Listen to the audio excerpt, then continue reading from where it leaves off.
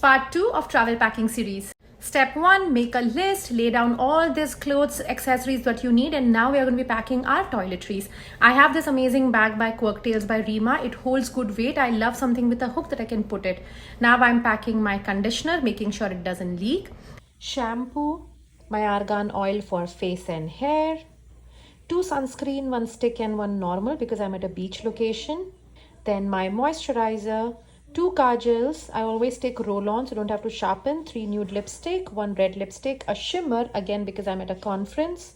I don't know why I'm taking this eye palette, translucent powder, makeup remover, some cotton swabs and earbuds.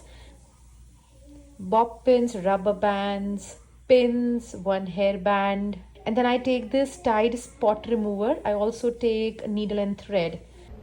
Packing it, and can you see how small it became? I wanted to do the toiletries and makeup because people tend to overpack those things. First thing, you don't have to buy new makeup or new toiletries just for the vacation. In fact, don't experiment with a new brand during your vacation. Number 2, I am personally of the opinion that don't take your heavy duty skincare. Nothing's gonna happen in those week, 10 days, 15 days. Just apply your moisturizer at night before sleeping. And number 3, if you are not someone who applies makeup, then don't get in the pressure of that I need to put makeup during vacation. You don't have to do something special just for the vacation. I have part 3 tomorrow. Let me know if you have